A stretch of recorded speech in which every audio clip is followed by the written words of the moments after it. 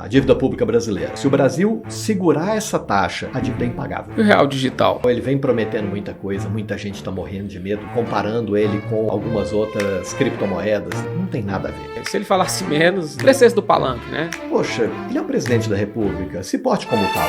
Eu acredito que o crescimento substancial de patrimônio, ele só acontece no equity e não nos juros. Vamos lá. E o mercado financeiro, professor? Tá um momento bom para investir? O que acontece é o seguinte. Professor, já vou começar com uma pergunta polêmica. Um país quebra? Sim, é perfeitamente possível quebrar. A Argentina passou por isso há pouco tempo. O que a gente chama de quebrar? É o país não ter condição de honrar os compromissos dele. Ele entra em default, dá o calote na dívida, como aconteceu com a Argentina uns 8 anos atrás, qualquer coisa assim, simplesmente não paga a dívida. O Brasil já fez isso na década de 80 uma vez também, nós tivemos esse problema. Até hoje, a nossa imagem é um pouco manchada no mercado internacional por conta disso, mas o Brasil não tem nenhum indício disso, não por enquanto. Não tem, é claro que tem alguns problemas sérios, precisam ser ajustados, mas não tem... Não está no melhor momento, mas não tem esse risco não, né, professor? Não, por enquanto não. O Brasil tem muito tempo para poder corrigir. É um país muito rico, com uma quantidade de recursos incrivelmente grande. Então, nós temos plena possibilidade de honrar todos os pagamentos. É claro que não pode deixar a corda solta, porque senão depois fica cada vez mais difícil. Por isso que eu acho que a oposição ela é benéfica, porque ela exagera, mas ela fica de olho, né? Então, a oposição ela é salutar. Então, esse discurso de que iremos virar uma Venezuela é um factoide. Não tem nada que nos indica isso hoje em dia. Não tem nada que pode chegar e falar assim, o Brasil ele vai chegar num ponto, considerando a continuidade do jeito que a previsão de mercado, vai chegar num ponto em que vai ter uma ideia de Venezuela, nem Argentina, nem que Venezuela está no fundo do buraco, e quando você acha que chegou no fundo, eles conseguem cavar um pouquinho mais ainda para poder... E a situação ali é muito complicada. É caótico. A taxa de juros é a conversa de todas as rodas agora no momento, é na barbearia, é no almoço com os amigos, é na resenha no fim de semana. Qual o impacto que essa taxa de juros gera para a grande massa e para os grandes investidores? Tá, perfeito. A taxa de juros ela vem subindo de forma bastante consistente há algum tempo. De pouco antes do meio do ano para cá, ela voltou a subir, chegou a cair um pouco no final de 2023 até o meio de 2024 e depois voltou a subir. E o grande problema dela é que ela traz um aumento de custo para praticamente todo tipo de produto. Tá? Vou pegar um exemplo de um material da Pitangui Tintas, ela acaba sendo influenciado por conta do aumento da taxa básica. E ele acaba enxugando bastante o consumo no mercado. Vou pegar um exemplo de consumo de automóvel. A pessoa que vai comprar um automóvel, ela pode comprar à vista ou pode comprar a prazo, comprar financiado. Se ela compra à vista, ela tem o dinheiro para poder comprar à vista, ela pode gastar o dinheiro nesse automóvel ou pode investir em algo que hoje está entregando para ela 12,25% ao ano e que deve chegar em algo perto de uns 15% ao ano. Ela vai preferir deixar o dinheiro investido, a não ser que precisa do automóvel. Então, para investimento, tá bom. Acaba ficando interessante. E no sentido contrário, aquele que está precisando financiar o automóvel, ele acaba não dando conta de pagar o financiamento, porque a parcela fica muito puxada. Com uma taxa básica que está tendendo aos 15%, talvez até mais um pouco, o que vai acontecer é que o valor da parcela desse mesmo automóvel acaba ficando muito elevado. Então, o mercado inteiro acaba enxugando o consumo. As pessoas vão consumindo cada vez menos. E isso aí acaba trazendo um resultado para o mercado de contenção de inflação, mas ao mesmo tempo acaba reduzindo para as empresas a quantidade de emprego, de renda oferecido, e isso aí traz um... A economia normalmente ela nunca consegue beneficiar todos, né? Ela está sempre beneficiando mais uma parte e prejudicando outra, né? E na grande maioria, quem tem um rendimento menor é o que mais sofre, principalmente quem não tem patrimônio, né? Quando a pessoa tem um determinado patrimônio, qualquer que seja, a parcela do que ela tem, que ela, em relação ao consumo, ela tem de patrimônio, ela acaba tendo uma vantagem muito grande, porque ela tem o patrimônio, ele gera uma proteção em relação a eventual aumento de taxa de juros, eventual inflação ou qualquer outra coisa que venha acontecer e que possa influenciar. Porque o bem que ele tem, a casa que ele comprou, por exemplo, ela está sempre corrigida pela inflação. Então, se a inflação é de 5% ao ano, como foi a de 2024, próximo de 5% ao ano, ou se ela é de 2% ao ano, ou se é de 20% ao ano, a casa dele vai ser corrigida do mesmo jeito. Agora, o problema é o dinheiro de consumo. E por isso a classe mais baixa acaba sendo fortemente influenciada por conta do... Ou seja, a classe mais alta não altera em nada. Muda muito pouco. Ele tem uma proteção contra a inflação muito grande. Então, talvez ele tenha uma variação do preço do ativo dele momentaneamente, mas logo em seguida corrige, porque é natural. A flutuação de valor de mercado, a gente chama de volatilidade do preço dos ativos, qualquer que seja, um imóvel, um automóvel, ação de empresa ou qualquer outra coisa. É natural essa volatilidade, mas ele acaba voltando. É questão de tempo para poder ajustar. Ou a pessoa que depende, que usa o dinheiro, o recebimento dela para consumo, esse aí acaba sendo penalizado. Professor, numa economia globalizada, o quanto de impacto a gente tem que é culpa nossa aqui do mercado interno e o quanto que é do mercado externo? Olha, eu diria que quase que meio a meio, tá? Vai depender muito do que vai acontecer. Em relação ao mercado interno, o que acontece muitas vezes é o seguinte, é a possibilidade de aproveitar melhor as oportunidades ou se ser mais sacrificados pelas ameaças do mercado externo. O mercado externo não tem controle do Brasil. Se o Trump vai fazer determinadas coisas, algumas alterações até meio fantasiosas, mas outras que são possíveis de serem implantadas, se ele vai ou não fazer isso, dependendo da forma que o Brasil está preparado para poder resolver essa situação internamente, a gente pode, inclusive, aproveitar da oportunidade. E, dependendo da situação, acaba trazendo... Por isso que na crise mundial o Brasil levou uma certa vantagem. Sim, sim. Quando teve vou falar, as duas grandes crises, quando teve a guerra da Ucrânia contra a Rússia, logo na saída de uma pandemia, quanto a crise de 2008 foi a mesma coisa, o que eu falo muitas vezes é que o dinheiro do mundo ele não some. O investidor ele não deixa de ter dinheiro, ele continua com o dinheiro. Ele só vai migrar. Ele vai para onde tem oportunidade mais interessante para ele. Então, pegando o exemplo da crise de 2008, que foi mais latente isso, nós tínhamos naquela época os Estados Unidos, a potência mundial, numa situação bastante complicada, a Europa numa situação bastante complicada, como está agora de novo, por conta da guerra da Rússia contra a Ucrânia. O Japão, na época, tinha passado por um tsunami seguido de terremoto que devastou o país, e aí sobraram os BRICS. O dinheiro ele tem que migrar para algum lugar, sobraram os BRICS. Brasil, Rússia, China, Índia e África do Sul. A África do Sul é pequeno. Eu costumo dizer que colocar a África do Sul nos BRICS só para poder fazer plural, para poder colocar o S no final. Você acha que os BRICS vai incomodar um pouquinho o governo americano? Vem incomodando há algum tempo. Tá? E isso aí é claro que é uma preocupação em relação ao governo brasileiro e outros governos, ao que o governo Trump vai fazer para poder tentar criar barreira para poder evitar o crescimento dos países. Ele sempre, em campanha, ele é um cara que gosta de proteger, né? Ele quer criar medidas para proteger a economia americana, né? Fazer a América grande de novo. Mas só que ele prega. Vai contramão da realidade do mundo, né, professor? Eu estou errado. O que acontece é o seguinte, é muito difícil de você enriquecer um país sangrando os outros. E acontece em qualquer coisa. Não precisa falar de um país, ou falar de uma empresa. Dentro de Goiânia, se eu pegar uma empresa aqui dentro de Goiânia que queira sangrar as outras empresas, os clientes, para poder ter um crescimento, essa empresa pode ter um crescimento momentâneo grande. Mas a partir do momento em que ele enxuga tudo aquilo que tem nas outras empresas, ou no caso dos Estados Unidos, nos outros países, ele começa a reduzir. Porque ele não tem mais para onde crescer. Qual que é a grande vantagem de uma empresa? É quando ela faz o mercado crescer. Se eu crio uma empresa que ela está no mercado e ela consegue ajudar o mercado a crescer, ela cresce junto com o mercado. A mesma coisa do país. Se os Estados Unidos tiverem um compromisso mais forte com o crescimento do mundo, com uma tranquilidade maior em relação à economia, crescimento de outros parceiros, vamos pegar o Brasil como exemplo. Se o Brasil fica mais rico, concorda comigo que o Brasil compra mais coisa dos Estados Unidos? Se os Estados Unidos se fechar e empobrecer o Brasil, vamos pegar pelo extremo, quebrar o Brasil. Somos o restaurante do planeta, né? Sim, o Brasil é o celeiro do mundo.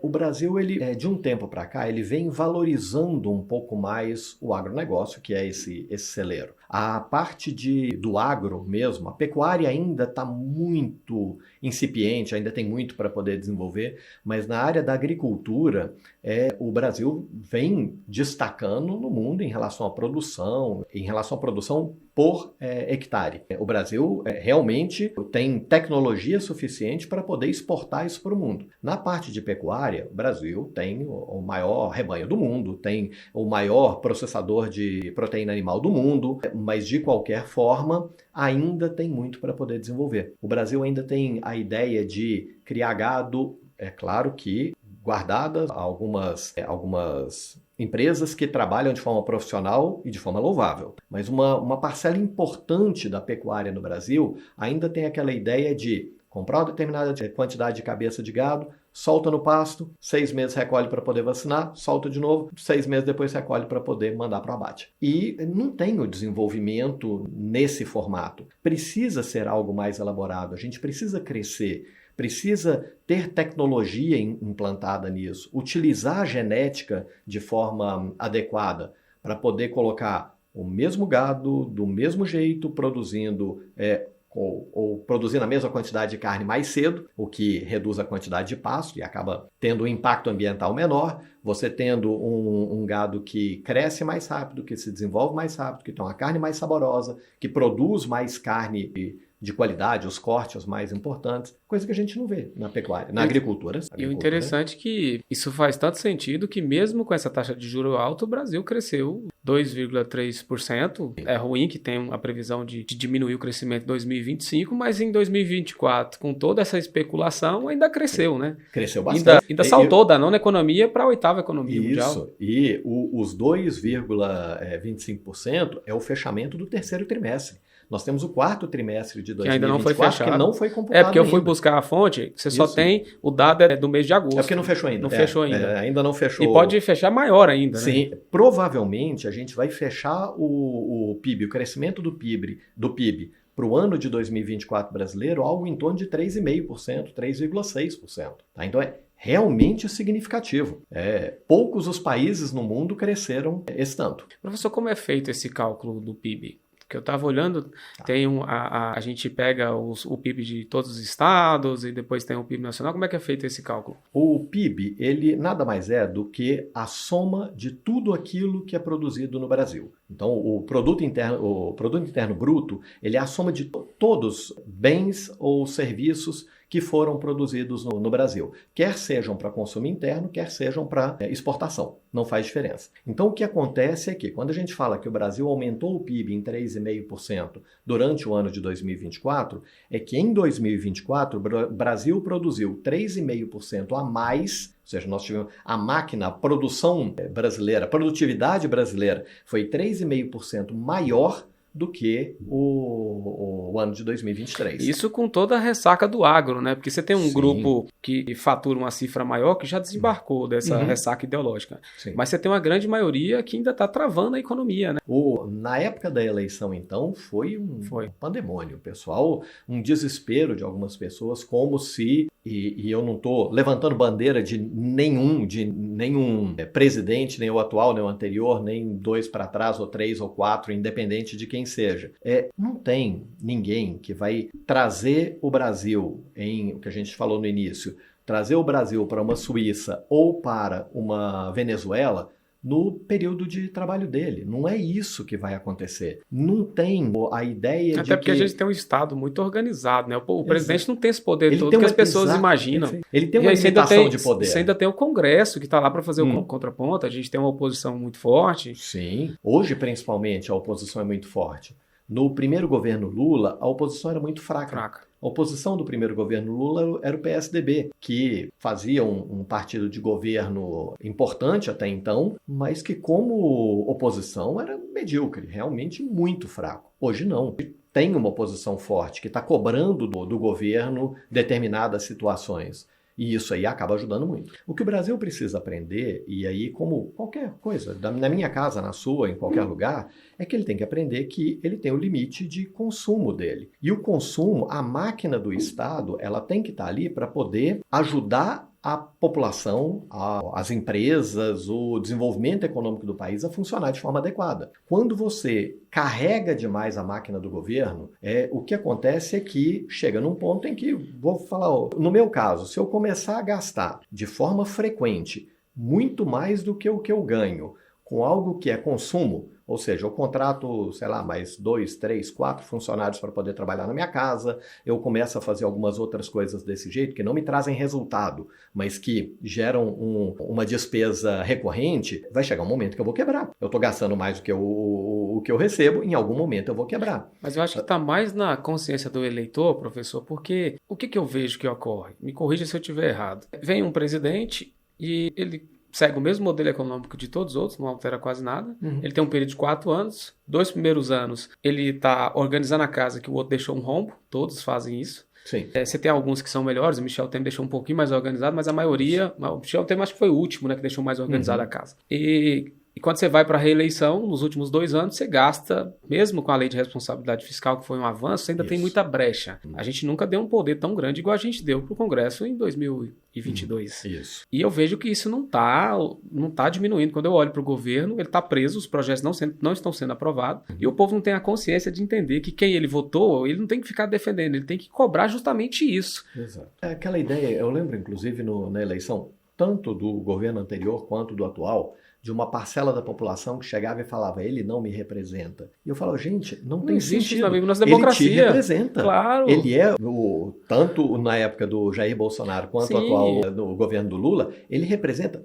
todos os brasileiros, independente de gostar ou não da pessoa dele, de ter votado ou não nele. E o que as pessoas precisam entender é que o jogar contra o quanto pior, melhor, não ajuda ninguém. Só os políticos. Só a oposição. Que a oposição, ela cria um factoide e ela se apresenta como solução. Isso. E eu vejo isso se arrastando há muitos anos. Não vejo o Brasil... O comentário que eu uso muitas das vezes é o seguinte, se eu pegar duas caixas de bombom, uma caixa de bombom da Lacta, uma caixa de bombom da Garoto, colocar uma de cada lado, uma cesta no meio e te pedir para poder escolher os melhores bombons e colocar nessa cesta. Você vai pegar todos de uma caixa e entornar nessa cesta e não pegar nenhum da outra? Provavelmente você vai pegar um de cada. Todos os governos têm alguma coisa que ele fez de muito bom, tem aquilo que foi razoável e alguns que são péssimos, algumas atitudes foram péssimas. Todos. Então, tratar a governabilidade do país, a democracia, como uma paixão, uma torcida, é como se fosse um time de futebol, ele não percebe que é ele mesmo que vai pagar a conta no final. Se der zebra em algum momento, todo mundo vai pagar a conta. Se for um bom governo, todo mundo vai desfrutar disso. E o mercado financeiro, professor? Está um momento bom para investir? Porque muita gente está tirando dinheiro, né?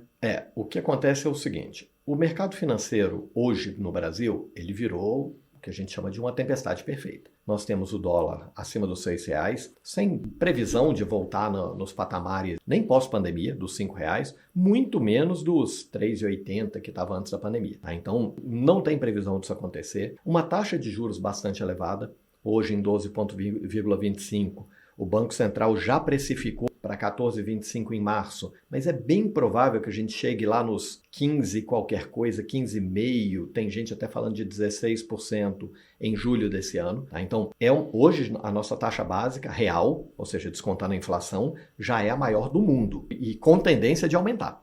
O que acontece, nós temos esses fatores, um risco fiscal importante no país, porque os planos que o governo federal colocou para poder fazer redução de gastos públicos, eles não foram convincentes. Ou seja, o corte que está previsto pelo que o governo apresentou é menos da metade do que ele precisa de fato cortar e ao mesmo tempo ele aumentou gastos, né? Aumentou gasto. Todo governo aumenta gasto. Todos. Você não tem um governo que você teve o governo Bolsonaro que tirou algumas coisas, mas gastou por outro lado. Isso. O governo Lula não é diferente. O governo Lula tem uma fama de gastar mais ainda.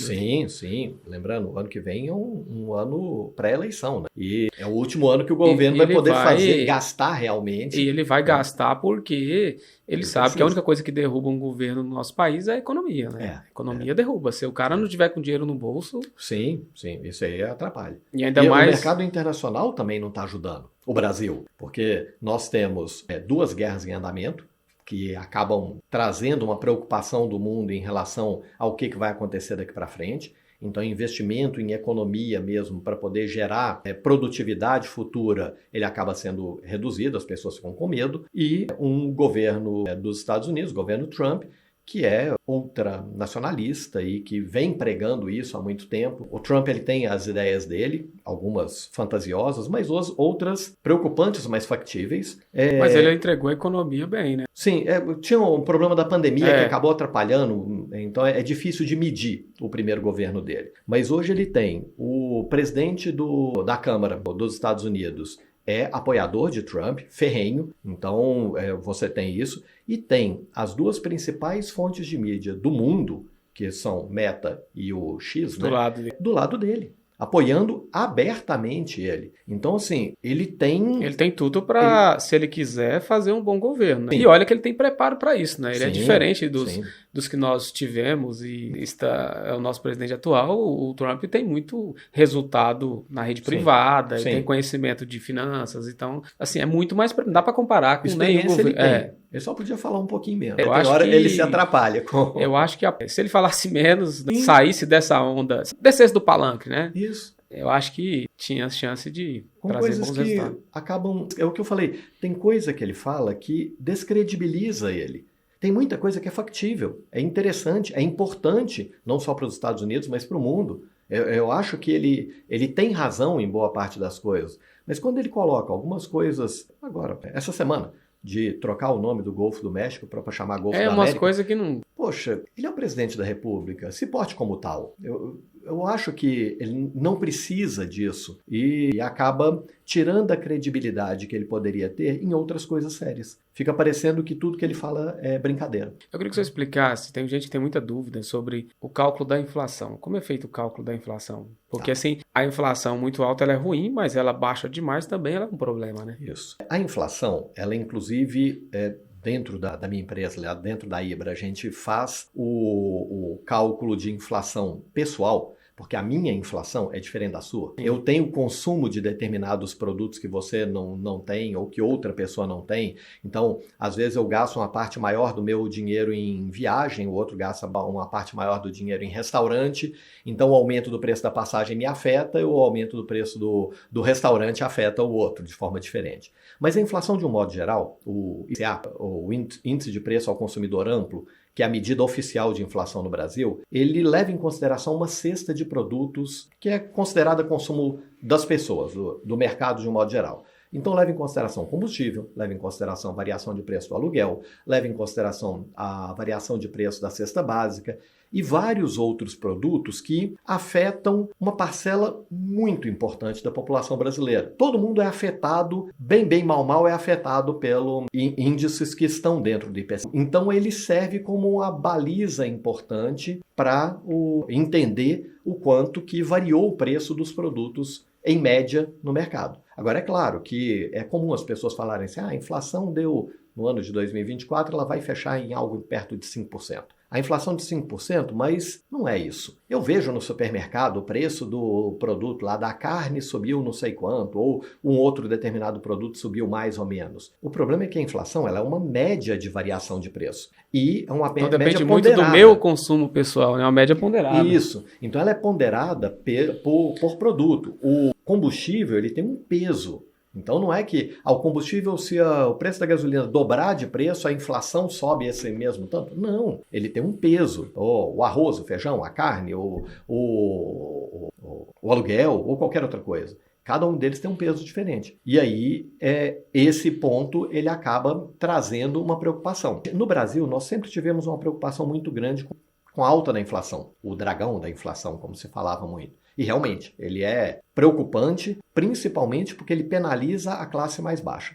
Quanto mais pobre, mais penalizado ele é pela inflação. Agora, nós temos o inverso da inflação também. A inflação exageradamente baixa, ela traz outros problemas para o mercado, que imagina uma inflação negativa, uma deflação, como acontecia no Japão até pouco tempo. Eu compro um produto hoje, eu compro uma tinta lá, uma lata de tinta da Pitangui Tintas hoje, e daqui a um ano eu compro ela com 2, 3% mais barato do que eu compro hoje. O que eu vou fazer normalmente? Eu vou deixar de comprar hoje e compro daqui a um ano. porque eu vou comprar mais barato esse mesmo produto. E a partir do momento em que as pessoas deixam de consumir, a indústria deixa de produzir. Quando a indústria deixa de produzir, emprego vai tudo embora. Arrecadação de imposto vai tudo embora. Então você começa a ter outros problemas. A deflação é tão prejudicial para o país quanto a inflação. A nossa meta de inflação é 3%. A meta de inflação do Brasil, Estados Unidos 2%, a União Europeia e Reino Unido também 2%, mas a nossa meta é 3%.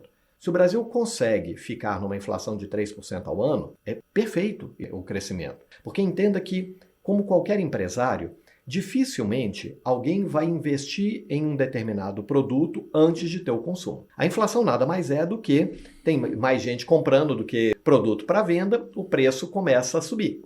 Lei de oferta e procura. O que acontece é que dificilmente o empresário vai começar a produzir um monte e torcer para o cliente comprar. Então, normalmente, a procura, a demanda do produto, ela tem que vir antes da produção. Então ela sempre tem que correr um pouquinho mais rápido do que a produção. Na hora que começou a ter mais demanda, ou a produção ajusta. Aumentou a demanda de novo, a produção ajusta. É natural isso acontecer. É por isso que o carro não baixou, né? Porque eles equilibraram muito bem isso aí. Isso. E é por isso que a inflação ela é importante, porém pequena. Os 3%, que é a meta da inflação perseguida pelo Banco Central, ela é importante, a gente precisa ter. É porque normalmente as pessoas falam assim, então por que não põe zero a meta? Não, o zero é ruim, porque o zero de inflação, você está estagnando o mercado. E o que está atrapalhando baixar a inflação hoje? Hoje no Brasil nós temos alguns problemas que estão acontecendo que é por preocupação do mercado internacional em relação àquilo que está acontecendo no Brasil, por causa do risco fiscal. Eu estava falando, o Brasil vem consistentemente gastando mais do que o que ele arrecada. E já tem um bom tempo, né? Já há algum tempo. Não é de agora, só não é esse governo, ano. Não, tem 20 anos que o Brasil está, até mais, que o Brasil está nesse viés. Eventualmente melhora um pouquinho, mas ele vem com esse ponto. Ao mesmo tempo, a taxa básica nos Estados Unidos, que vinha caindo, ela acabou estabilizando porque a inflação nos Estados Unidos também está muito resiliente. Então, se imagina como investidor, você pode colocar o seu dinheiro investido no Brasil, que tem um risco fiscal importante. Como eu falei, não acredito em calote no Brasil, nem nada disso, mas olhando de fora, a situação é diferente. O investidor fica com receio. Ele fica com medo do que está acontecendo. O Brasil está gastando mais do que o que ele arrecada. Ao mesmo tempo, nos Estados Unidos, que é uma economia muito sólida, nos Estados Unidos ele tem uma taxa muito convidativa. O que é natural esse investidor fazer? Tira o dinheiro de onde está trazendo um risco muito grande para ele e coloca naquele que o risco é menor. A rentabilidade também é menor, mas o risco é infinitamente menor. Então ele prefere colocar nos Estados Unidos. Quando o investidor ele tira dinheiro do Brasil e leva para os Estados Unidos, ou seja, ele vende real e compra dólar, lei de oferta e procura. Vai ter um monte de gente comprando dólar, um monte de gente vendendo real. O que acontece com o real? Cai de preço, o dólar sobe de preço. E aí o que acontece é que nós temos o dólar hoje a 6 e tanto, chegou a bater 6,30. Temos o dólar num valor historicamente alto e o dólar afeta tudo. Tem muita gente que fala assim, mas eu não consumo nada em dólar. Então eu não vou viajar para o exterior, eu compro tudo em reais. Então é uma ignorância, né? Porque o dólar define tudo. Tudo. O combustível é cotado em dólar. A Petrobras tem o ajuste dela, que ela precisa fazer, está protelando porque vem alegando que o dólar tem uma tendência de redução de valor, mas ela tem um aumento já programado de 22,5% para o óleo diesel e 17% para a gasolina. Não aumentou ainda, está segurando isso, porque isso aí é pela variação cambial. E tudo, o telefone, a energia elétrica, a soja, que o pessoal, mas ela é plantada no Brasil, mas ela é vendida no mercado internacional. Soja é cotada em dólar, não é cotada em reais, mesmo produzida aqui. A carne é cotada em dólar, não é cotada em reais. Aí quando você faz essa conversão, aí eu estou pagando o dólar. E aí o que acontece é que quando o dólar aumenta de valor, ele traz junto com ele todo o restante dos produtos. Ele aumenta, ele tende a trazer inflação para o mercado. Tanto que a expectativa de inflação pelo Focus, que é divulgado pelo Banco Central, é de 5% para o ano de 2025 também. Hoje é 4,99% para poder pegar o número mais exato, mas em número redondo. é 5% de expectativa de inflação para o ano de 2025. A nossa meta é 3%. É aceitável até 1,5% para cima, 1,5% para baixo. Tá? Mas a nossa meta é 3%. O Galípolo vai ter que dar explicação. No primeiro ano dele, ele já vai ter que dar explicação, porque 2024 vai bater 5% de inflação. E no segundo ano de governo, da presidência dele na frente do Banco Central, também vai ter que dar explicação de novo, porque não vai ficar dentro da faixa da meta. Muito menos no centro da meta, não tem... Tu acha que o IVA vai trazer alguma solução melhor? Posto único? A ideia do IVA é muito interessante. O problema é ser bem usado. Então, o que acontece é que, se for utilizado na forma que está aparecendo hoje, nós vamos ter um aumento de carga tributária. Aumento de carga tributária. Entenda que, quando aumenta a carga tributária, quem paga não é o empresário, é o consumidor. Como que ele vai pagar isso aí? Não aumente o preço, aumente a inflação. A inflação é variação de preço. Se eu aumento a carga tributária, o preço daquele mesmo produto vai aumentar, eu aumento a inflação com aquilo ali também. E a dívida do país, onde ela impacta? O problema da dívida, hoje nós estamos com 77% do PIB como dívida do país. Há uma taxa de, vou falar, meio do ano, 15%. Para a gente poder pegar um número, então é só para poder ter uma ideia. Se ficar, não acredito que fique abaixo disso, tá? Mas se ficar é muito pouca coisa, talvez chegue mais perto dos 16%, mas vamos pegar 15%. Quando eu considero uma dívida, hoje no Brasil, de quase 80% do PIB de dívida, a dívida pública brasileira, numa taxa de 15%, eu estico, se o Brasil segurar essa taxa durante 20 anos aproximadamente, a dívida é impagável. O Brasil não dá conta mais de pagar essa dívida. Porque os Estados Unidos tem isso controlado? Lá é um pouco diferente. Lá a relação dívida-PIB dos Estados Unidos é de 120% do PIB. Então, só que você tem uma diferença porque a produção, a máquina dos Estados Unidos cresce numa velocidade muito rápida. Produz muito, né? Você tem uma dívida alta, mas você também produz muito. Vou pegar... É tipo o cara que gasta muito, mas ganha muito. Isso. Não, e não é só ganha muito. Cada mês ele está ganhando mais. Então, mesmo que ele gaste mais agora, ele pode gastar 100% da renda dele, 120% da renda dele, porque ele sabe que no mês seguinte ele vai ganhar mais do que o que ele ganhou esse mês. Se eu pegar, como exemplo, uma empresa de 4 trilhões de dólares em valor de mercado, mas em valor patrimonial ela tem algo em torno, ou seja, o valor da empresa mesmo que ela tem de equipamento, patente e tudo mais, algo em torno de 500 bilhões de dólares.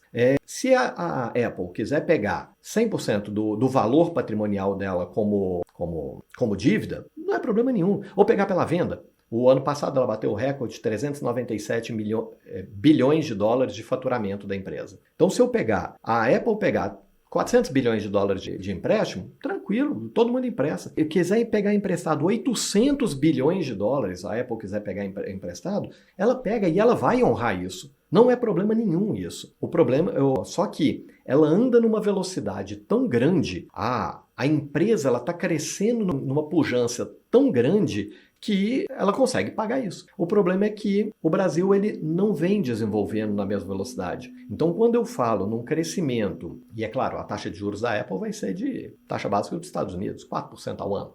É isso que ela vai pagar. Uma taxa baixa, né? É. Diferente daqui, né? 15%. Aqui você paga 15% ao ano, a 80% do PIB, num país que não tem um crescimento tão vertiginoso quanto da Apple. A Apple há 6 anos, 2018, 6 anos atrás, 7 anos, né, vamos falar, o valor dela era de 700 bilhões de dólares. Hoje ela vale 4 trilhões de dólares. Então, ela aumentou em 5 vezes o tamanho dela nesse mesmo período. O Brasil, nenhum país do mundo cresceu isso. A diferença dos Estados Unidos é que ele oferece uma estrutura muito boa para as empresas, né? Sim. Aqui no Brasil, a gente trata muitas vezes o empresário como o vilão do mercado. Como inimigo do mercado. Isso. E isso atrapalha o desenvolvimento, porque o empresário, primeiro, ninguém quer ser visto como vilão. Ninguém quer ser visto como o bandido que está sangrando outra pessoa. E o empresário, ele não paga nada. Ele coloca aquele juro, ele faz algumas coisas para proteger o seu negócio. Quem tem que fazer isso de forma mais eficiente é o governo. É o governo. Então, assim, e quando a gente pega... Eu vi uma pesquisa uma vez que eu achei interessante, que a apropriação de patrimônio que acontece do empresário, ele gira entre algo de 3 a 5% do crescimento da empresa dele. Então, vamos pegar um exemplo, o Elon Musk hoje tem 400 bilhões de dólares é o homem mais rico do mundo, mais rico daquilo que a gente conhece, mais rico da história, ele tem 400 bilhões de dólares. E aí você chega e fala assim, não, então ele não deveria ser tão rico. Eu concordo, eu acho que é um exagero o patrimônio, mas vamos lá. Para ele não ser tão rico, você entende que ele precisaria não ter investido nas empresas dele? Aí ele não teria tanto dinheiro. Se ele tivesse lá, quando ele vendeu o PayPal lá na década de 90, se ele tivesse pegado esse dinheiro em início dos anos 2000, se ele tivesse pegado esse dinheiro e aplicado, ele teria vivido bem o resto da vida dele. Não, e outra coisa que as pessoas não entendem, professor, é que a gente tem lá na teoria cristã os talentos e aqui no mundo natural a gente sabe que cada pessoa ela tem um preparo. Então, se a gente não tiver os empresários que têm essa visão para levar a economia, eu não sei como que seria. Não vejo outra alternativa. Não tem. Você imagina, vou considerar 5%, que ele apropriou de 5% daquilo que ele gerou. Se ele tem 400 bilhões de dólares, ele gerou de riqueza para outras pessoas, de um modo geral, para os funcionários da Tesla ou da SpaceX ou de qualquer outra empresa, para o vendedor de marmita para uma concessionária da Tesla, para o fabricante de peça, do funcionário do fabricante de peça, para tudo. Ou seja, ele gerou, de um modo geral, de riqueza para aquelas pessoas que estão em volta, algo em torno de 20 trilhões de dólares. Então, é essa a diferença. Quando as pessoas olham o patrimônio dele, é muito grande, e eu concordo, tá? Que ninguém deveria ter tanto dinheiro. No caso específico, é um patrimônio exageradamente grande. Mas ele não tem esse patrimônio porque ele tomou de outras pessoas. Ele tem esse patrimônio porque ele fez o mercado crescer, ele criou emprego, gerou renda, gerou um monte de coisa e se apropriou de uma parcela do crescimento total. Então é isso que acontece. E quando a gente, no Brasil, demoniza o empresário de um modo geral, o que acontece é que esse cara tende a não querer trabalhar nessa parte. O que acontece? Se eu tenho no Brasil uma empresa que vale $1 bilhão, por exemplo, vendo essa empresa, coloco meu dinheiro em título público, que me rende 15% ao ano, e vou para casa dormir. Eu não estou gerando emprego, não estou gerando renda, não estou fazendo nada com esse dinheiro, mas ele está me gerando um resultado e ninguém nunca vai falar que eu sou o vilão da história porque eu sou empresário e estou aumentando o meu patrimônio. Ele continua quieto. E eu estou vivendo muitíssimo bem. Como proteger o patrimônio, professor, no cenário atual? Quem tem um pouquinho de patrimônio? A proteção do patrimônio ela vai acontecer de forma individualizada. Depende um pouco do que a pessoa tem como patrimônio. Como hoje a taxa básica de juros no Brasil está muito elevada, um investimento bem interessante é investimento em título público. O risco é risco soberano, então a chance de ter algum problema é exageradamente remota e te rende um resultado tranquilo, garantido, bastante substancial. Só que tem um ponto, isso aí ele te dá um resultado atual muito bom, só que ele tem limite. A partir do momento em que o Brasil começar a melhorar a situação dele, e por motivo óbvio vai melhorar, já teve em situação pior, já teve em situação muito melhor, então não é que agora essa ideia que vai pro buraco não tem, né? Não existe isso não. Quando ele começar a melhorar, esse ativo, o título público, ele vai começar a perder. Ele tende a reduzir a taxa, como nós tivemos na época da pandemia, foi a 2%. Hoje está em 14, precificado já 14,25, fecha o meio do ano em pelo menos 15. O título hoje está o melhor momento, né? Sim, só que o que acontece? Aí é uma convicção minha, inclusive pela experiência que eu tenho de mercado, eu acredito que o crescimento substancial de patrimônio, ele só acontece no equity e não nos juros. Vamos lá. Quando eu compro um título público, eu estou emprestando dinheiro para alguém, para o governo, ele está me devolvendo o dinheiro com determinados juros. Eu estou recebendo juros daquele dinheiro. Quando eu invisto num mercado de capitais, uma empresa compra ação da Vale, pegar ela como exemplo, ou Petrobras, que são as duas maiores, as duas juntas representam 25% do índice Bovespa. Então, vamos pegar. Comprando a ação da Vale, por exemplo, eu não estou emprestando dinheiro para a empresa, mas eu estou ganhando com o crescimento dela. A empresa gerou lucro, parte do lucro é meu, sou dono da empresa. A empresa cresceu, parte do crescimento de valor da empresa também é meu, eu tenho esse crescimento. Então, eu não conheço ninguém que tenha feito um volume substancial de patrimônio única e exclusivamente com juros. Todas as pessoas cresceram com equity, cresceram com o crescimento de empresa. Eu usei o exemplo do Elon Musk, mas eu posso pegar qualquer outro. Ou pode pegar qualquer um das grandes fortunas. É verdade que a da Forbes sempre foi empresa, né? Sim. São donos de empresas. Ou, em caso, pegar o Warren Buffett, por exemplo, que é o maior investidor do mundo e tudo mais, Ele compra empresa. É claro que eventualmente ele vai ter juros também, tá? Então, ele aproveita o momento disso, mas ele compra empresa. Então eu falo, o investimento em empresa sólida. Não estou falando de comprar aquelas maluquices que aparecem de vez em quando aí de empresa que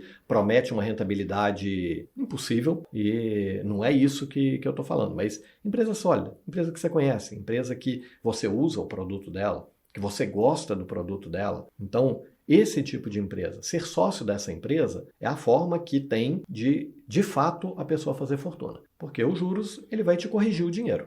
Talvez um ganhozinho pequeno, mas ele basicamente vai corrigir o dinheiro com o tempo. E o real digital? O que vai ficar bom para nós? Olha, o real digital, ele vem prometendo muita coisa. Muita gente está morrendo de medo do real digital, comparando ele com algumas outras criptomoedas. Não tem nada a ver.